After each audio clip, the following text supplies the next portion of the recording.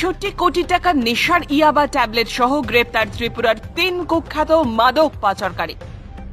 বিপুল পরিমাণ মাদক সহ ত্রিপুরার পার্শ্ববর্তী রাজ্য অসমের করিমগঞ্জ থানার পুলিশের হাতে ধরা পড়ল ত্রিপুরার ৩ কুখ্যাত মাদক পাচারকারী। গোপন খবরের ভিত্তিতে পুলিশের একটি দল করিমগঞ্জ শিলচর জাতীয় সড়কের লামাজুয়া এলাকায় অভিযান চালিয়ে এই মাদক সহ ৩ জন কুখ্যাত পাচারকারীকে আটক করে থানায় নিয়ে আসে। এই অভিযানে ধৃত মাদক পাচারকারীদের কাছ থেকে 2,20,000 টাকার নেশার ইয়াবা ট্যাবলেট বাজেয়াপ্ত করা হয়। অসম পুলিশের আইজিপি পার্থসারথী মহন্ত এবং করিমগঞ্জের পুলিশ সুপার পার্থপ্রতিম দাসের নেতৃত্বে পুলিশের একটি বিশেষ দল এই অভিযান চালিয়ে সার্থকতা লাভ করে। উদ্ধারকৃত নেশার সামগ্রীগুলোর আনুমানিক কালোবাজারি মূল্য ৬৬ কোটি টাকা। তবে পুলিশের তরফ থেকে এই তথ্য দিয়ে জানানো হয়েছে। এছাড়াও জানা যাচ্ছে মিজোরাম থেকে একটি নাম্বারবিহীন বোলেরো গাড়ি ত্রিপুরার দিকে আসছিল। শিলচর জাতীয় সড়কের লামাজুয়ার এলাকায় আসার পর পুলিশ তাকে আটক করে তল্লাশি চালিয়ে এই বিপুল পরিমাণ নেশার সামগ্রী উদ্ধার করেছে। ত্রিপুরার মেলাঘর এলাকার খায়রুল হোসেন, নবীর হোসেন ও মামুন মিয়া নামক ৩ কুখ্যাত পাচারকারীকে আটক করেছে। বর্তমানে ওই ৩ জন গ্রেপ্তারকৃত হয়ে করিমগঞ্জ সদর থানায় আটক রয়েছে এবং পুলিশ জোর জিজ্ঞাসাবাদ চালাচ্ছে।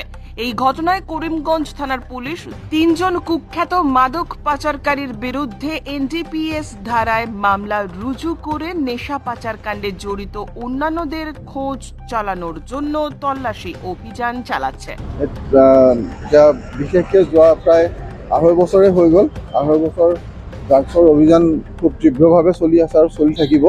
কিন্তু কথা হ'ল কি যে ড্ৰাগছৰ ব্যৱসায়টো এনেকুৱা আৰু ড্ৰাগছ আসক্ত লোকৰ সংখ্যাও আছে, সেইখিনিও কৰিব লাগিব। যি নহওক বিভিন্ন কাৰণত ড্ৰাগছ আনিবলৈ চেষ্টা এটা কৰি থাকে।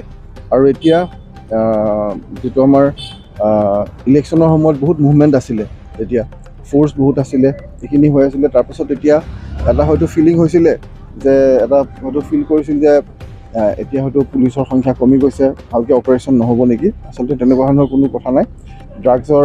ড্ৰাগছ বিৰোধী অভিযান চলি থাকিব। আৰু এটা খবৰ পোৱা গৈছিলে যে এটা হিউজ কনচাইনমেণ্ট আহিব।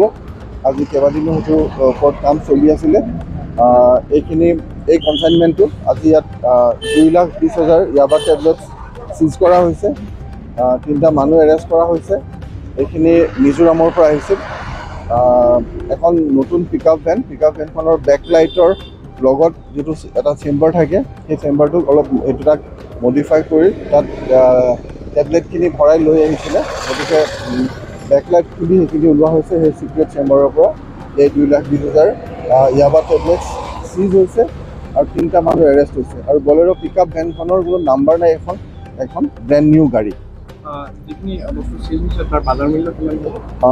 চাওক, এই টেবলেটৰ মূল্য বিভিন্ন ঠাইত বেলেগ বেলেগ হয়। কোনোবা ঠাইত কম হয়, কোনোবা ঠাইত বেছি হয়। কিন্তু এইখিনি গৈ আছিল আমাৰ মেইনলেণ্ড ইণ্ডিয়ালৈ। তাত আপোনাৰ আৰু তাৰ পৰাও বিভিন্ন ঠাইলৈ গ'লহেঁতেন। আল্টিমেট ডেষ্টিনেশ্যন য'ত তাত মানুহৰ পাৰ্চেজিং পাৱাৰ খুব বেছি, সেইখিনি ঠাইত 2,500ৰ পৰা 3,500লৈকে সেইখিনি দাম যায় এটা। গতিকে আমি যদি এভাৰেজ 3,000ৰো যদি ধৰে, তেতিয়া এইখিনি মূল্য হ'ব 66 crore, 66 কোটি টকা হ'ব এইখিনি যদি এভাৰেজ লয়। কাৰণ কেতিয়াবা 2,500ত বিক্ৰী হয়, কেতিয়াবা 3,500ত বিক্ৰী হয়, কেতিয়াবা যদি সুবিধা পাইছে সেইখিনি আল্টিমেট ডেষ্টিনেশ্যন য'ত হয় তাত হয়তো কেতিয়াবা চান্স পালে 4,000ৰো লয়। গতিকে আমি যদি এটা এভাৰেজ ফিগাৰ লওঁ আল্টিমেট ডেষ্টিনেশ্যনৰ, তাত 3,000কে যদি আমি ধৰোঁ, তেতিয়াহ'লে 66 crore হ'ব ইয়াৰ বজাৰ মূল্য। এই 3টা মানুহে ত্ৰিপুৰাৰ, এটাৰ নাম খায়ৰুল হোসেন, এটা মমিন মিয়া আৰু এটা নবীৰ হোসেন। গতিকে এই 3টা মানুহক এৰেষ্ট কৰা হৈছে, গাড়ীখন চিজ কৰা হৈছে, 3টা মোবাইল পোৱা গৈছে আৰু বাকী কামখিনি চলি থাকিব। যিহেতু দেখা গৈছে আৰক্ষীৰ অভিযানত জব্দ হৈছে, মানুহ আটক হৈছে, কিন্তু কিমানখিনি মানুহ আজিলৈকে কনভিকশ্যন হৈছে? আমি বিভিন্ন সময়ত দেখা পাওঁ যে সেইটো এটা বেলেগ প্ৰচেছ। সেইটো যিটো জুডিচিয়েল প্ৰচেছটো যিখিনি সময় লাগেতো লাগিবই। আমি আমাৰ কামখিনি কৰি আছোঁ। বাকী যিটো জুডিচিয়েল প্ৰচেছৰ যিখিনি কাম আছে সেইখিনিও আইনমতে চলি থাকিব। আৰু এটা য'ত সময় লাগেতো লাগিবই, প্ৰক্ৰিয়া এটাত গতিকে সেই যিখিনি সময় লাগে কিন্তু কামখিনি নিষ্ঠা সহকাৰে আৰক্ষীয়ে কৰি থাকিব। আৰক্ষীৰ কামখিনি আৰক্ষীৰ কাৰণে, কিন্তু বিভিন্ন সময়ত আমি দেখা পাইছোঁ যে জুডিচিয়াৰৰ ফালৰ পৰা অকণমান ডিলে কৰা হয় বিষয়খিনি, কিন্তু আৰক্ষীয়ে যথেষ্ট প্ৰচেষ্টা চলাই আৰক্ষীৰ কামখিনি সুন্দৰকৈ কৰি থাকিব, নিষ্ঠা সহকাৰে কৰি থাকিব আৰু আইনী প্ৰক্ৰিয়াত বিচাৰ প্ৰক্ৰিয়াত যিখিনি সাৱধানতা ল'ব লাগে, যিখিনি গোটেইখিনিয়ে লোৱা হ'ব যাতে কনভিকশ্যন ছিকিউৰ কৰিব পাৰি।